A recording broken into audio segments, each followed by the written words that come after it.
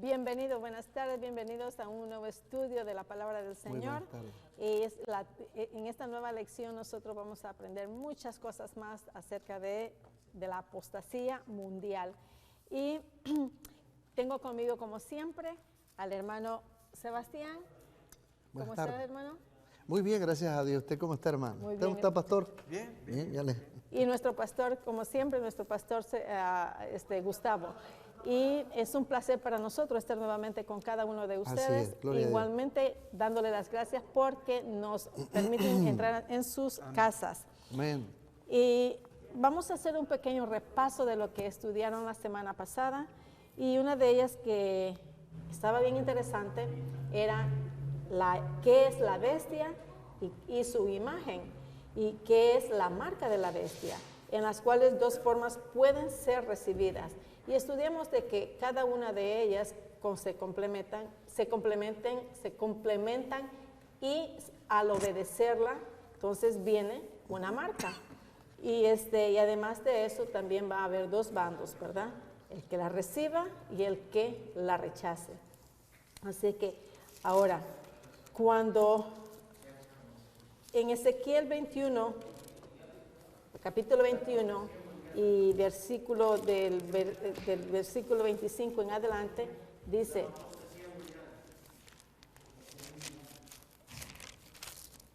Ezequiel capítulo 21.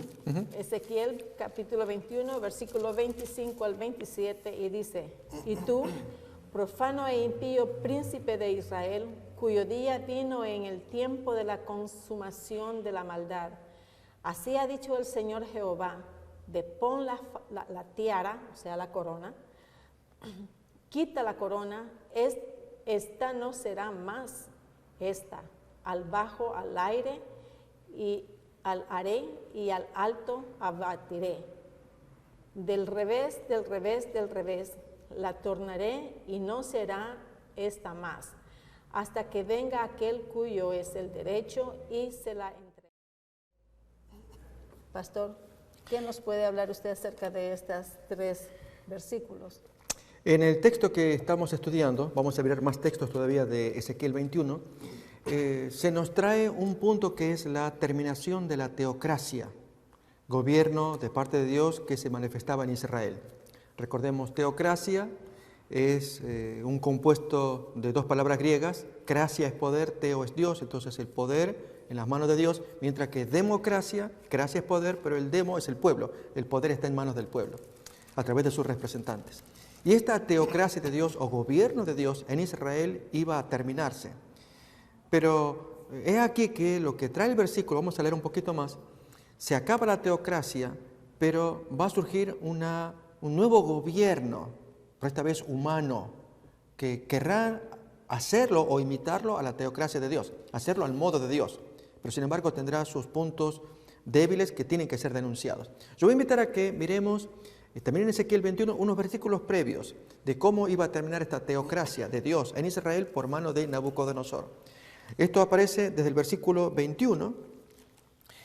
Bonito lo que dice acá de cómo el rey de Babilonia, el enemigo de Israel, antes de la gran destrucción del 586 a.C., se ha detenido en una encrucijada, al principio de dos caminos para usar de adivinación. Ha sacudido las saetas, consultó a sus ídolos, miró el hígado. Eran las formas de adivinación que estos babilonios tenían para consultar a sus dioses de cómo recibir orientación para atacar a un pueblo enemigo. Es lo que está haciendo Nabucodonosor. La adivinación señaló a su mano derecha sobre Jerusalén. Este es el objetivo a destruir ahora. Para dar la orden de ataque, para dar comienzo a la matanza, para levantar la voz en grito de guerra, para poner arietes contra las puertas, para levantar vallados y edificar torres de sitio contra Israel otra vez, o Jerusalén. Mas para ellos esto será como adivinación mentirosa, ya que les ha hecho solemnes juramentos. Ellos se refiere al pueblo de Dios. Ellos están mirando, enterándose de que están practicando adivinación, pero entienden, eso es pura mentira, ya que hay un juramento de por medio, pero juramento que se ha violado. Pero él trae a la memoria la maldad de ellos para apresarlos. Nabucodonosor recuerda las maldades que hicieron y entonces Dios se acuerda de las propias, que es lo que leemos ahora. y el castigo de Dios para terminar con esta teocracia y dar inicio a una nueva teocracia falsa, que es el tema que hoy queremos hablar, que concluye en una apostasía mundial. Por eso arrancamos con estos textos, la verdadera teocracia que termina porque Dios trae a luz pecados que hacen que no pueda continuar más una verdadera teocracia, mientras que esta segunda falsa teocracia va a construirse, pero habiendo pecado de por medio a la gente no le va a importar. Miremos versículo 24, ahora Dios entra en escena. Por tanto, así ha dicho Jehová el Señor, por cuanto habéis hecho traer a la memoria vuestras maldades a los israelitas, manifestando vuestras traiciones y descubriendo vuestros pecados en todas vuestras obras, por cuanto habéis venido en memoria, seréis entregados en la mano de Nabucodonosor. Y tú, profano e impío príncipe de Israel, esto es Sedequías, que fue el último rey de Jerusalén, cuyo día ha llegado ya el tiempo de la consumación de la maldad, así ha dicho Jehová el Señor. Depón la tiara. Entonces, ahí estamos mirando los textos. Se termina esta teocracia de Dios para querer instaurarse una, y esta es la que vamos a denunciar. Un gobierno como que supuestamente está aprobado por Dios. Depón la tiara, quita la corona, esto no será más así. Sea exaltado lo bajo y humillado lo alto. Arruina, arruina, arruina, lo reduciré. Y esto no será más hasta que venga aquel cuyo es el derecho. ¿Quién es? Cristo. Y yo se lo entregaré al Mesías. Ahí, entonces, una profecía en que vendrá una verdadera teocracia. Se recuperará aquel gobierno de Dios por medio de Cristo. Pero en el medio hay un engaño. Ese es el tema que hoy queremos traer, apostasía mundial. Hermano Sebastián, las primeras iglesias hemos aprendido que tenía el verdadero evangelio y conforme fue pasando el tiempo, fue cambiando, fue evolucionando, por lo tanto llegó a la apostasía. Y ahora, ¿qué falsa teoría entró entonces en ella? Bien, mientras el pastor hablaba de la teocracia y todo, venía a mí un pensamiento de cómo cuando Dios dirigía al pueblo, de qué manera expresa la Biblia el valor, el derecho de cómo sentirse uno gobernado por un Dios que no miente, ¿no? Quiero antes contestarle a ella el capítulo 15 de Éxodo, versículo 13, dice: condujiste en tu misericordia a este pueblo, al cual salvaste, llevástelo con tu fortaleza a la habitación de tu santuario. En el 19, 5 al 6, dice lo siguiente, de la manera en que Dios guía a sus hijos. Dios se dirige a su pueblo y le dice qué espera de ellos y cómo Dios los va a considerar. 19, 6, 5 al 6 dice: ahora pues, si diereis oído a mi voz y guardaréis mi pacto, vosotros seréis mi especial tesoro sobre todos los pueblos, porque mía es toda la tierra, y vosotros seréis mi reino de sacerdotes y gente santa. Estas son las palabras que dirás a los hijos de Israel. Tenemos nosotros de entrada ahí todo como en realidad está guiando Dios en el sistema de la teocracia que explicaba el pastor, ser dirigido por un Dios que todo lo conoce, que todo lo puede, y sin embargo llegó la situación del pueblo y sus líderes y todo a sentirse Dios traicionado. Entonces, pregunta a la hermana concerniente a la iglesia que en un tiempo tuvo la verdad. Bueno, nosotros estamos viendo aquí en lo que leímos en esta cita de Ezequiel 21, 25,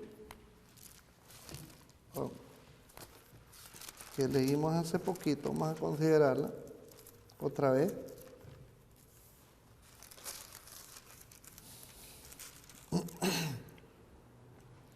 Y tú, profano e impío príncipe de Israel. Uno podría pensar que es a lo que ahora vamos a entrar en estudio nosotros. No, es que aquí está tratando Dios con un pueblo que en un tiempo fue el pueblo especial. Pero tanta influencia tiene el diablo para echar a perder la causa de Dios, que vaya usted a entender y dar seguimiento a los textos, que el diablo no le toma mucho tiempo para echar a perder la causa de Dios.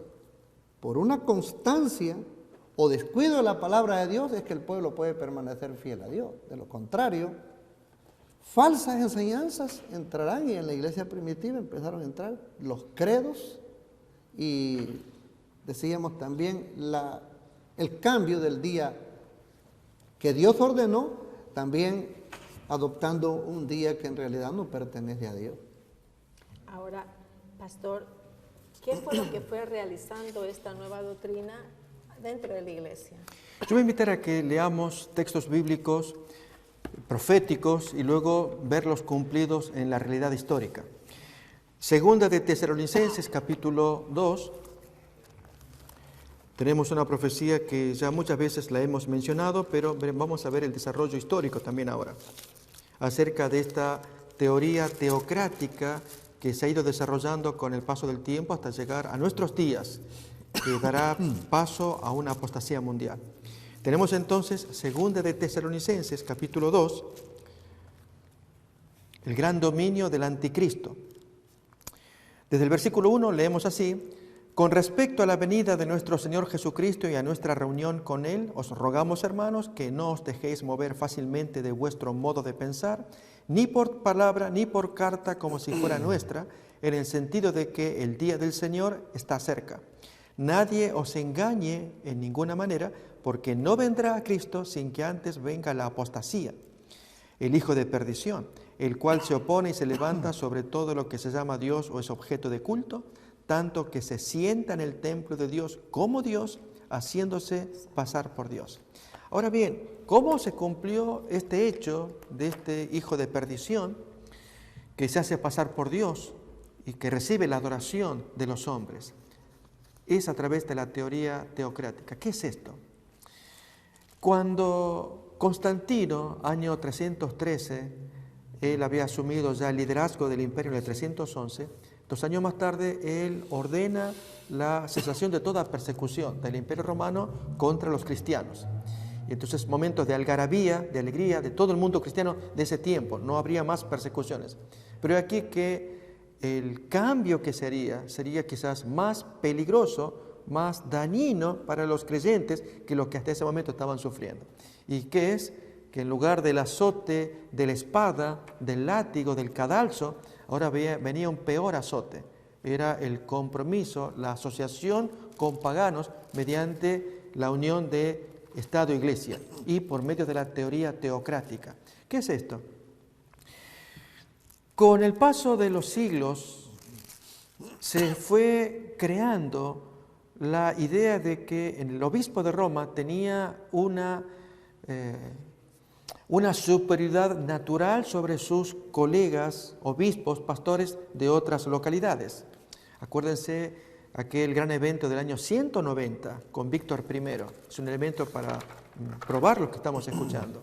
Cuando este señor, obispo de Roma, ordenó la amputación de las iglesias cristianas del Asia porque no estaban guardando el domingo anual, lo que nosotros llamamos hoy Semana Santa o la Semana de la Pasión al año, porque en aquel tiempo se lo guardaban de dos maneras, o al modo judío, como hacían las iglesias del Asia, o al modo romano, que siempre se caía en domingo, ¿no?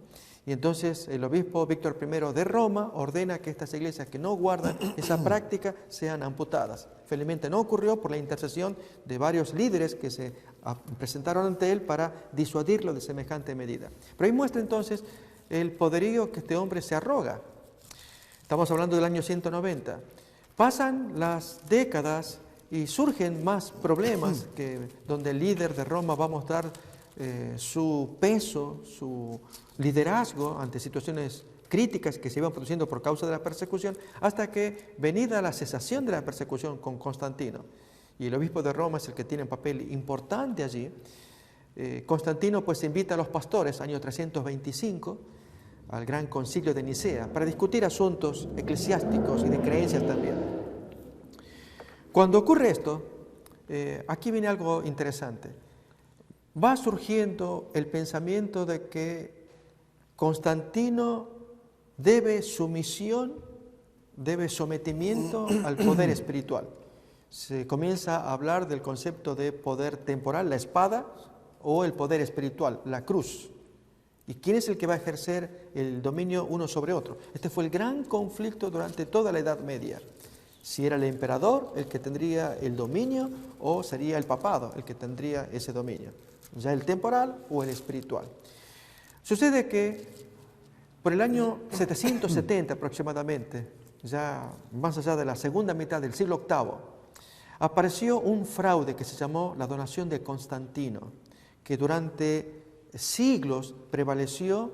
Allí había un documento que constaba, era un fraude, supuestamente que el emperador Constantino le había dado al obispo de ese tiempo, Silvestre I, las tierras de Italia, lo que hoy conocemos como Estado Pontificio, y que era el lugar donde la residencia y que era intocable, un reino que allí tendría. Ustedes noten que con ese argumento durante siglos mantuvo siempre la distancia el obispo de Roma de la injerencia del emperador. Él tenía el dominio absoluto sobre todos los estados, excepto esta porción donde habitaba el Papa. Fraude que fue descubierto por Lorenzo Valla en el año 1440, un humanista que estudió el documento y mostró que era fraudulento. Pero con esto, ¿qué queremos decir? Que se usó como argumento. ¿De qué? De una teoría teocrática. Y quisiera que me permitan contar un poco el origen de este fenómeno. En gran medida se debe a la literatura de San Agustín. San Agustín estaba escribiendo en el año 412, por 10 años, hasta el 422. Su famosa obra, una de las últimas que él escribió, de la abundante literatura que él produjo, el libro La ciudad de Dios contra los paganos. En ese libro, él hace una contraposición entre lo que es el gobierno de Dios, la ciudad de Dios, contra el gobierno mundano, la ciudad de los hombres. Entonces, en la discusión que él está mostrando, va revelando que la Iglesia Católica Romana es la que está llevando la voluntad de Dios contra la presencia hostil de los paganos que la rodeaban. La caída de Roma fue estrepitosa 2 años antes, en el 410, por el visigodo Alarico, y que saqueó absolutamente Roma. Pero entonces allí el Papa de ese tiempo se mantuvo incólume, él pudo enfrentar, y entonces inspiró también para que San Agustín pudiera escribir esa magna obra, donde ahí revela entonces lo que estamos diciendo de la teoría teocrática. Esto es el gobierno de Dios acá en la tierra por medio de una ciudad que es la que habitan aquellos que son hijos de Dios, y quien la lidera físicamente, visiblemente, es la autoridad papal. En los días de Moisés, la teocracia, no teoría, era un hecho. Dios se había revelado los mandamientos, la Torá, en fin, la ley de Dios a Moisés, y el pueblo era gobernado por un escrito, que eran los 5 libros de Moisés, era la ley absoluta, y una figura visible, que era Moisés, acompañado del sumo sacerdote que estaba apoyándolo, que era su hermano Aarón, y así entonces se mantuvo ese liderazgo, que luego con Moisés, recordemos, está su sucesor Josué, y luego los jueces, el último de los cuales es Samuel. Entonces este liderazgo, vamos a llamarle político, más el liderazgo religioso de Aarón y todos los sucesores, era la voluntad de Dios para el pueblo de Israel. Pero esto desaparece. Acabamos de leer el texto recién de Ezequiel 21, de pon la tiara, ya entrégate porque viene Nabucodonosor, y se termina. Y entonces ya no Dios está gobernando, siempre lo estuvo gobernando, pero en forma visible, con un pueblo que es destruido por Nabucodonosor. Pero entonces esta noción la recupera la Iglesia Católica gracias a Constantino, porque entonces entre ambos definir quién es el que tiene el máximo poder. Y Constantino pues dio poder a la Iglesia Católica, solo que la profecía hablaba de que este poder que había estado en las catacumbas ahora se sienta en un trono con el paso del tiempo. Pero para poder lograr el dominio total necesita desarrollar esa teoría teocrática, esto es el gobierno de parte de Dios visible por medio de gente que uno puede mirar, escuchar y aún obedecer. Esto es el sistema papal. Muy bien. Hermano Sebastián, Bien. ¿qué fue lo que declaró esta institución en ese tiempo? Bien, siguiendo hablando del sistema en que hemos venido hablando, cómo Dios ha querido y siempre quiso guiar a su pueblo, y que por extravío personal el pueblo fue adoptando otras cosas. Y así pues pasó a llamarse el título que el mensaje de los 3 ángeles denomina, la caída de Babilonia. Y decíamos anteriormente que Babilonia no podía haber caído, pues si nunca estuvo en la cima. Pero de la estrategia que pudo haber estado adentro es haciéndose parte de. Y es así como entonces este pueblo vino a formar parte de Dios, diríamos entre comillas, y estableciendo su propia estrategia. Vamos a leer entonces 1 Samuel 12:13.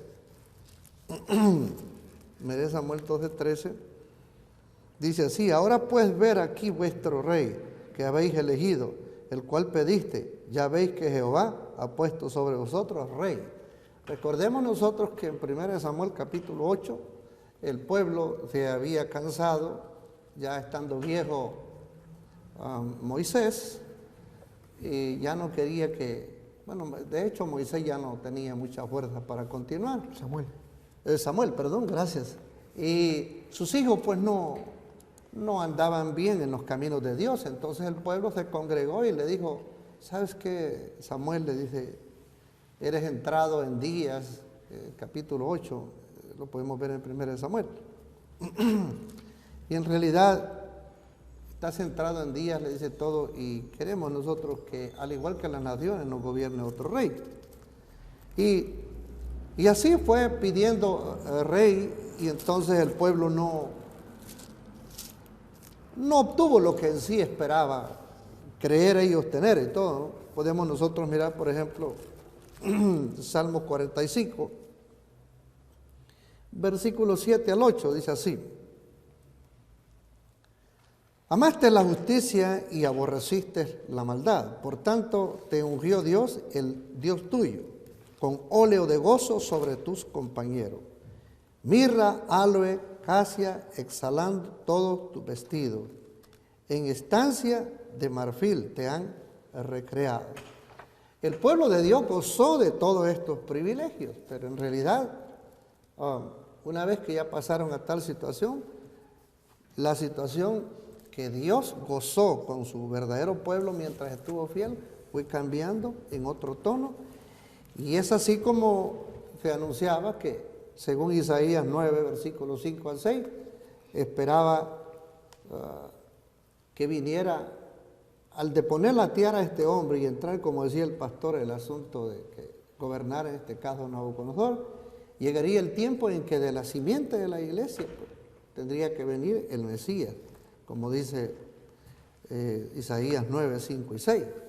Así que nosotros hemos sido, podríamos decir, traicionados por nuestros líderes a menudo que han estado frente a la causa, y por malas influencias del pueblo de Dios o por descuido de la palabra de Dios, no ser cuidadosos como los bereanos para comprobar una sí dice la palabra de Dios.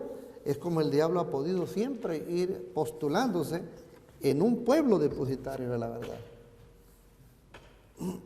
Ahora, pastor, ¿qué es lo que el profeta dice de los que predicen de este tiempo? Yo voy a invitar a que leamos la palabra de Dios en Isaías. Hay una muy hermosa profecía, pero el asunto es que hay gente que interpreta que esta profecía hay que hacerla cumplir. Es decir, ¿será que el hombre la puede llevar a cabo o es Dios el que quiere hacer cumplir esta profecía? Esto es el advenimiento del reino teocrático.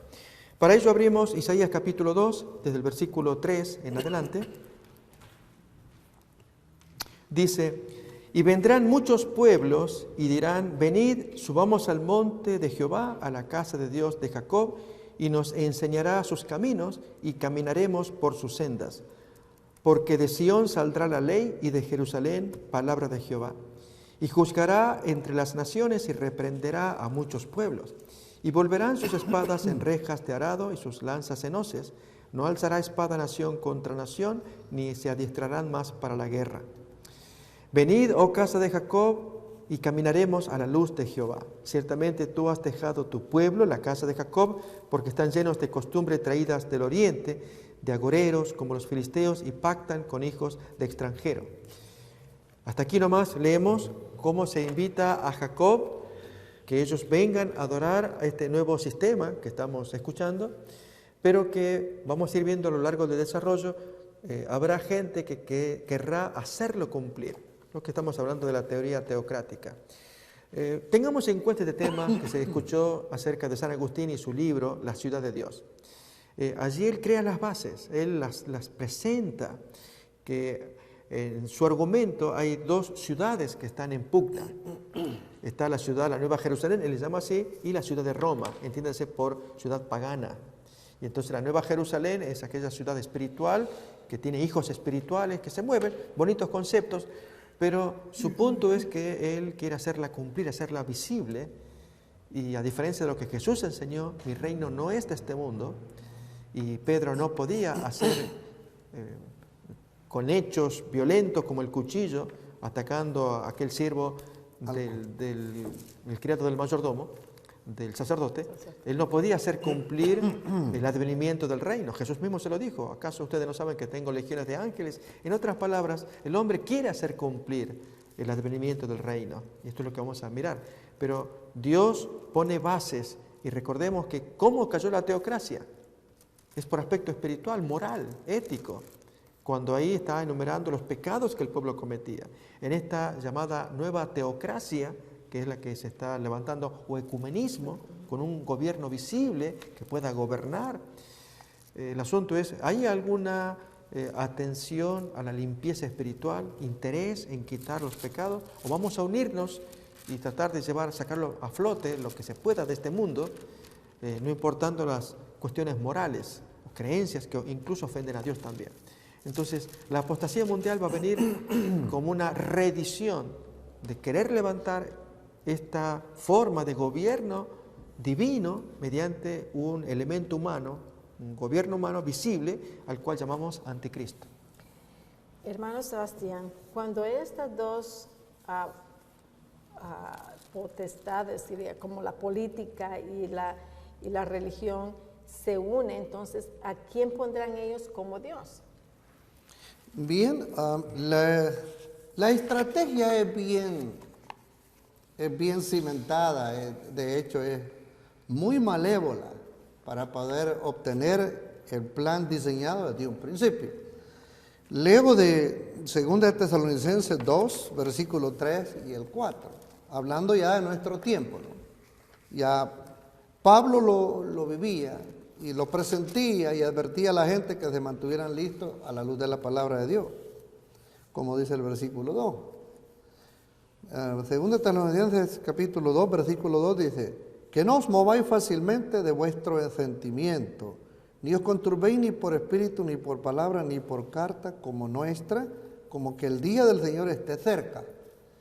Nosotros hemos analizado y mirado que los discípulos sintieron el gozo, el deseo de saber las cosas, cómo se tenían que dar justo en los días del Señor Jesús. Cuando salían del templo, ellos preguntaron al ver el enorme edificio y todo, y Jesús les dijo: veis todo esto, cierto os digo que no será piedra dejada sobre ella, que no sea destruida.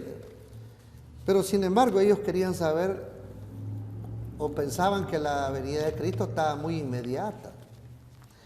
Leo del versículo 3 de 2 Tesalonicenses 2: no se engañe nadie en ninguna manera, porque no vendrá sin que venga antes la apostasía. ¿Quién no vendrá? No vendrá Cristo a la tierra. Los discípulos sintieron el deseo de saber todas las señales. Pablo les explica cómo él sentía el filtramiento de la apostasía dentro de una iglesia que él pastoreaba. Y quiero leerles a ustedes, por ejemplo, el capítulo 17 y versículo 12 de San Juan. San Juan 17, versículo 12. Hablando de la vida de Jesús, que velaba por su pueblo, dice lo siguiente: cuando estaba con ellos en el mundo, yo lo guardaba en tu nombre.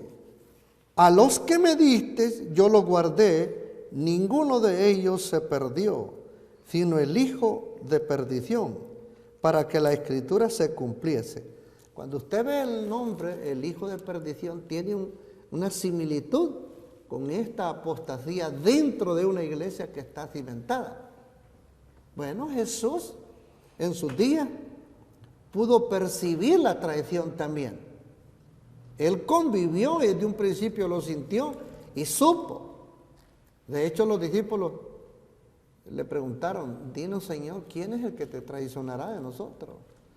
Y le pedían pistas y Jesús les dijo, el que conmigo moja su pan, ese me entregará. Entonces, volviendo a 2 Tesalonicenses capítulo 2, versículo 4, la estrategia iba a llegar a la iglesia. Pablo lo sentía y ya se los había advertido. Ellos sentían también, los discípulos, que ellos ya pronto estaban para ser sacrificados. Versículo 4, al surgir este hijo de perdición, dice, traía estrategias para oponerse a la iglesia que Cristo levantó, que era la esencia de ese mensaje de Cristo, que era un remanente que quedaba para ese tiempo. Pero ellos iban a tener un tema bien cimentado para oponerse y levantándose dentro de la iglesia contra todo lo que se llamara legítimamente cosa pureza de Dios. Es lo que quiere decir el versículo 4. Tanto que en lugar de Cristo, o en el lugar que la iglesia quedó cimentada, ahora se va a postular un sistema difícil de llevar las cosas adelante. Desde entonces, el pueblo de Dios, viviendo en medio de, como dice el libro de San Mateo 13, que la cizaña tenía que desarrollarse y el pueblo fiel luchar en medio de. Este problema, pues, se abrió mucho más fuertemente en ese tiempo, y de ahí para allá, ya cuando hablaba el pastor del año 313, las estrategias cómo controlar y mantener el poder del gobierno imperialista. Luego cimentando en el año 321, por ahí, la primera ley dominical y dándole cierta libertad a los cristianos para consolidar la agitación del imperio que estaba feneciendo, pero estaba tomando otra cara ya. Y después de una vez que ya estuviera cimentado, vendría el padecimiento de la iglesia como remanente en manos crueles de un sistema usurpador de lo que era la verdad que Dios le había dado a su propia iglesia. Hoy en día nosotros padecemos todas esas cosas, pero como dice el libro de Apocalipsis, capítulo 14, versículo 12, aquí está la paciencia de los santos, los que guardan los mandamientos de Jesús y tienen el testimonio de Él. Así que el pueblo de Dios ha tenido que mantenerse en pie, y muchos de ellos, esperando ver al Señor venir, han tenido que descender las tumbas. Así a nosotros es. nos toca vivir este tiempo ya en recta Estamos en final. el último día, sí. Pastor, de acuerdo a estas profecías, ¿se cumplirán de acuerdo a la Biblia? Absolutamente, nuestra fe descansa en la palabra de Dios, en la palabra profética. Ya lo había dicho así el apóstol Pedro. Quizás sería bueno repasar ese bonito texto que se encuentra en la segunda carta de Pedro, capítulo 1,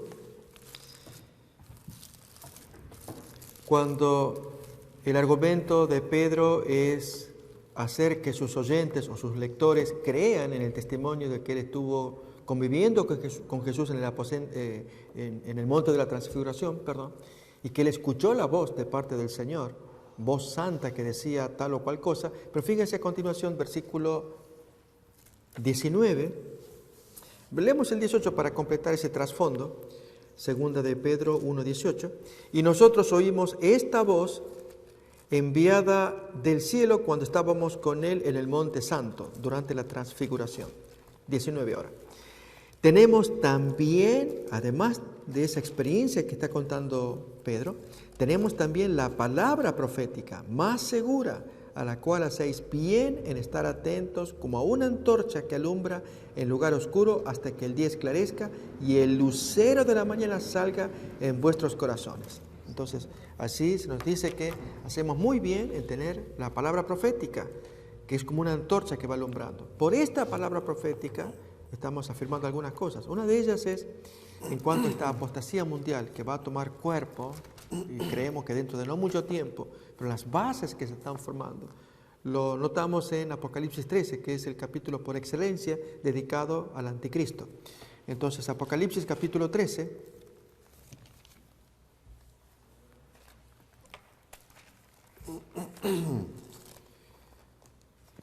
desde el versículo 1, leemos así: se paró sobre la arena del mar el dragón y vi subir del mar una bestia que tenía 7 cabezas y 10 cuernos, y en sus cuernos 10 diademas o coronas, y sobre sus cabezas un nombre blasfemo. Y la bestia que vi era semejante, y aquí pareciera como de multicolor, tiene muchas cosas extrañas. Dice que era semejante a un leopardo, sus pies como de oso, su boca como boca de león. Y el dragón le dio su poder y su trono y gran autoridad. Vi una de sus cabezas como herida de muerte, pero su herida mortal fue sanada, y se maravilló toda la tierra en pos de la bestia.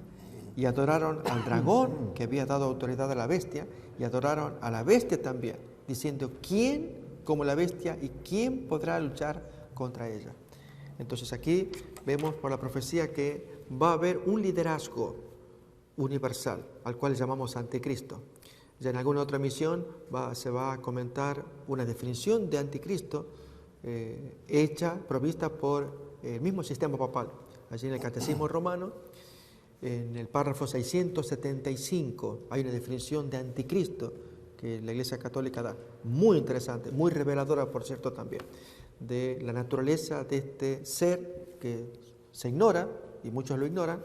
Tendrá el control del planeta, pero sacrificando la verdad, llevando a la gente a la apostasía y a una ruina. Entonces, lo que vamos a mirar acá en estos textos que tenemos aquí como profecía, si necesitamos confiar en ella, es que Dios ya lo previó y avisa a sus hijos que con tiempo se preparen, que hagan frente.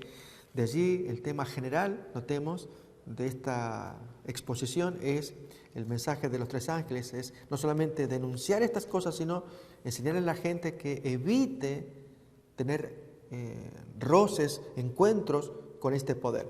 Miremoslo esto en un texto más que aparece en Apocalipsis 14, desde el versículo 9 en adelante, una solemne advertencia. Las hemos leído muchas veces y hasta el cansancio lo vamos a leer hasta que se grabe en el corazón. La intención de Dios con respecto a su pueblo frente al poder enemigo. Dice Apocalipsis 14, 9, y el tercer ángel los siguió diciendo a gran voz: si alguno adora a la bestia y a su imagen y recibe la marca en su frente o en su mano, él también beberá del vino de la ira de Dios, que ha sido vaciado puro en el cáliz de su ira, y será atormentado con fuego y azufre delante de los santos ángeles y del Cordero, y el humo de su tormento sube por los siglos de los siglos, y no tienen reposo ni de día ni de noche los que adoran a la bestia y a su imagen, ni nadie que reciba la marca de su nombre. Se nota allí que es un castigo solemne, muy grave, una advertencia dolorosísima que Dios da a la humanidad, que tengan cuidado con este poder, no se asocien con él, no permitan que su poder, su marca, les pongas, quede puesta en las manos o en la frente, ¿sí? Entonces, que se cumple o se va a cumplir la profecía, absolutamente. Pero a esto agrego también otro elemento, y es que la ramera que monta la bestia, que representa a la iglesia, también tiene una expresión de suficiencia propia y que Dios no tolera.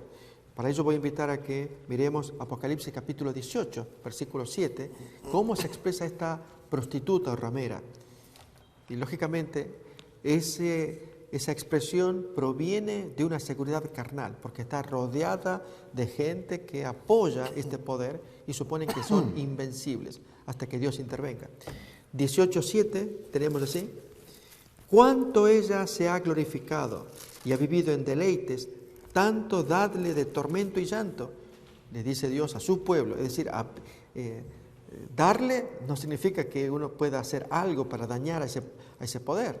Digamos, tormento y llanto no podemos. Si la predicación llega a ser un tormento, una tortura para ellos, que sean denunciados como el poder enemigo de Dios. Pues entonces a eso se refiere aquí el Señor en la expresión, vosotros, los hijos de Dios, denle de tormento y llanto este poder.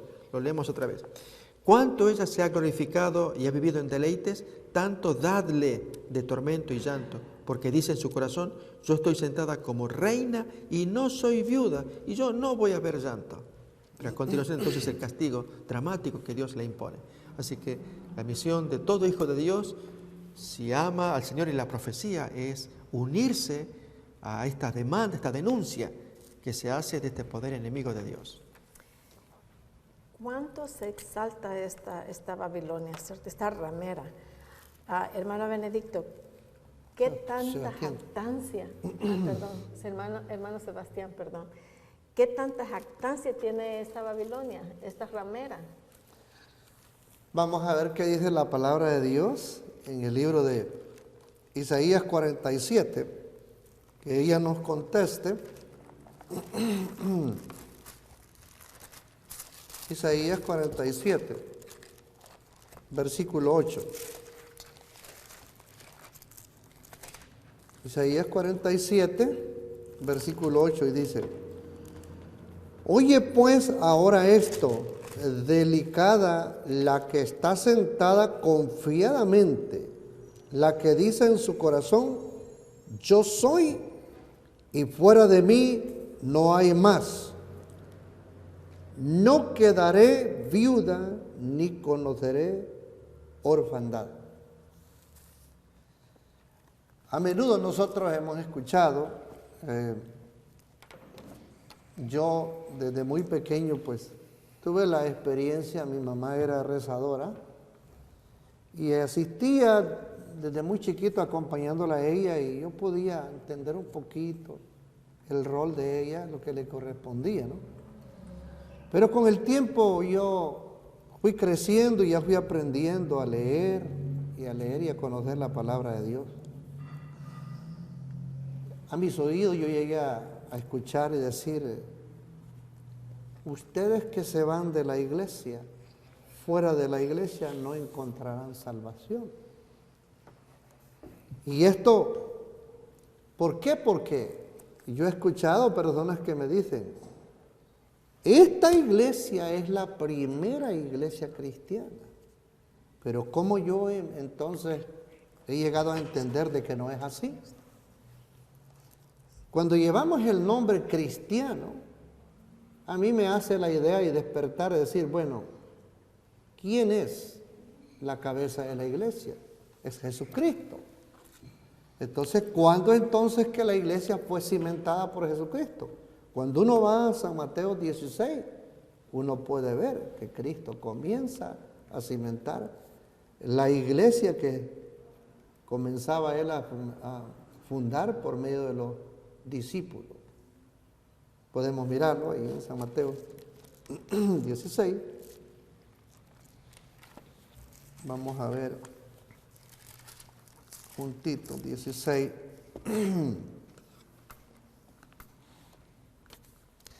Versículo 13 en adelante Jesús les dice, y viniendo Jesús a las partes de Cesarea de Filipo, preguntó a sus discípulos diciendo, ¿quién dicen los hombres que es el Hijo del Hombre?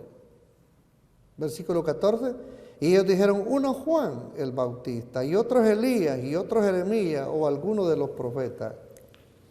Y él les dice, ¿y vosotros quién decís que yo soy?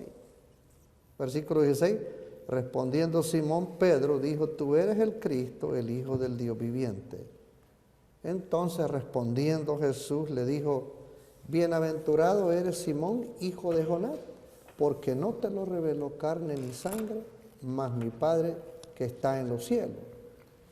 Mas yo también te digo que tú eres Pedro, y sobre esta piedra edificaré mi iglesia, y las puertas del infierno no prevalecerán contra ella.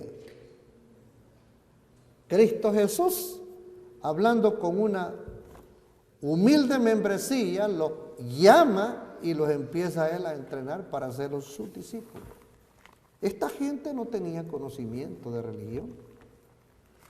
Esto me hace entender a mí también que por el Espíritu Santo y por dedicación al estudio de la palabra de Dios, Así como en el pasado, Dios por medio de su Espíritu empoderó a estos discípulos y todos para que dieran el fuerte pregón en el día de Pentecostés y hubo una gran cosecha. Dios está preparando al remanente que ha venido quedando desde el día en que perdió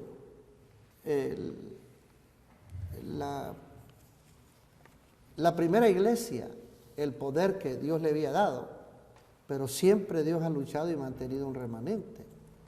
Hoy Dios está preparando a este remanente para que a su debido tiempo, más adelantito vamos a ver cómo es que va a surgir una gran potencia de parte de Dios para que la tierra termine de ser alumbrada con la predicación del Evangelio, según lo muestra Apocalipsis, bajo la dirección de un cuarto ángel que está simbolizado en la iglesia que esté viva en esos días.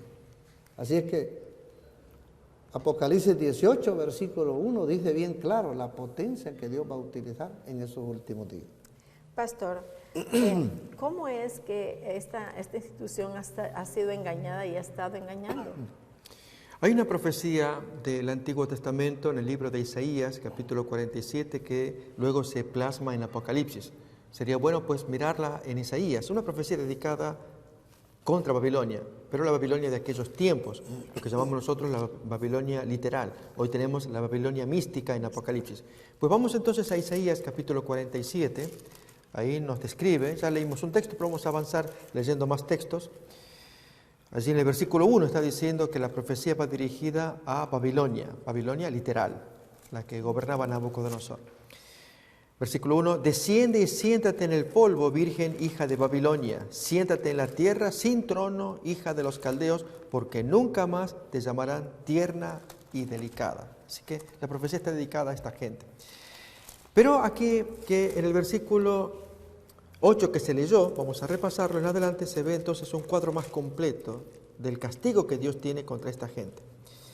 Si leemos desde el 8, oye pues ahora esto, mujer voluptuosa, tú que estás sentada confiadamente, tú que dices en tu corazón, yo soy y fuera de mí no hay más, no quedaré viuda ni conoceré orfandad. Miremos la expresión que utiliza yo soy, y es compitiendo con el nombre de Jehová. Jehová es el gran yo soy, pero ella es la que se dice a sí misma yo soy, porque ella entiende que no necesita de Dios. 9.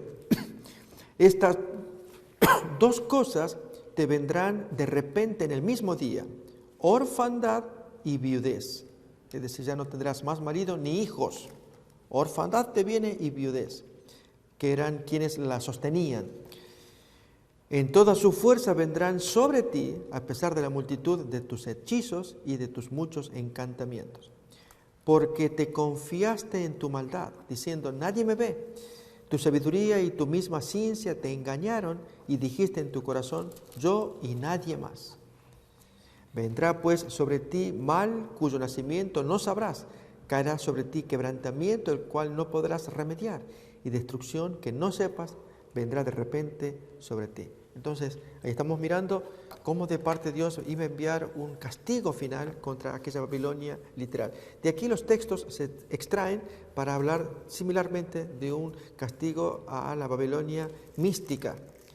Y para ello ver la adoración que este poder tiene, el seguimiento que tiene y el posterior castigo. Vamos entonces a verlo en Apocalipsis. Invito pues que miremos esto. Primeramente, ¿cuánta gente es engañada por este poder? Capítulo 14, texto que ya hemos leído, pero estamos reafirmando lo que se escucha. Capítulo 14, capítulo 13 de Apocalipsis. Cuando dice en el versículo 3, vi una de sus cabezas como herida de muerte, pero su herida mortal fue sanada y se maravilló toda la tierra y en pos de la bestia, y adoraron al dragón que había dado autoridad a la bestia, y adoraron también a la bestia, diciendo, ¿quién como la bestia? Nadie puede luchar contra ella. Pero miremos el versículo 8, tristemente todo el planeta, excepto lo que llamamos el remanente, los poquitos que quedan, eso significa la palabra remanente, son excluidos de una lista grave de parte de Dios. Toda esa gente tiene que ser castigada. Muy, muy dramático, porque no aceptan el consejo de Dios. Esto lo leemos en el versículo 8, 13:8. Y le adoraron todos los moradores de la tierra cuyos nombres no estaban escritos en el libro de la vida del Cordero que fue inmolado desde el principio del mundo. Toda esa gente que no están escritos en el libro de la vida y en consecuencia tienen que ser eliminados, están participando de la adoración de ese poder. Está revelado. Entonces, ¿quién le hace frente al poder? ¿Quién lo denuncia? Esa es la gran comisión que tienen los creyentes de dar un paso adelante para que la gente sepa acerca de las andanzas de este poder. Hermano Benedicto, así en pocas Sebastián, palabras, Sebastián. perdón, hermano Sebastián, ¿cómo me equivoco? En unos 5 minutitos o 4, ¿cuántas personas son engañadas por este poder religioso? De hecho, el pastor lo confirmó. Este poder o esta denominación tiene poder y cubre el mundo entero. Y eso quiere decir que su influencia es grande. El versículo 8 lo leímos y dice bien claro, y todos los que moran en la tierra le adoraron, excepto los que tiene Dios registrado como fieles en el reino de los cielos, ese pequeño grupo que siempre ha estado en todas las edades, que está ahorita y que va a estar en el tiempo final, son los que van a ser redimidos. Ahora bien, ¿cuál es la marca? ¿Qué esa institución va a poner? La marca la comentamos al principio. El séptimo día de Dios fue invadido por el primer día de la semana. Y esos dos van a ser la gran confrontación en la recta final. Entonces quiere decir de que va a haber 2 marcas, una de parte de Dios y otra de parte de la bestia. Así es, según lo dice el capítulo 14, versículo 1, que hay un pueblo que Dios está sellando ahorita por práctica, por convicción. Muy bien. Sí. Vamos a un breve comercial y luego regresamos para continuar. Que el Señor los bendiga. Nos veremos Muchas pronto. gracias.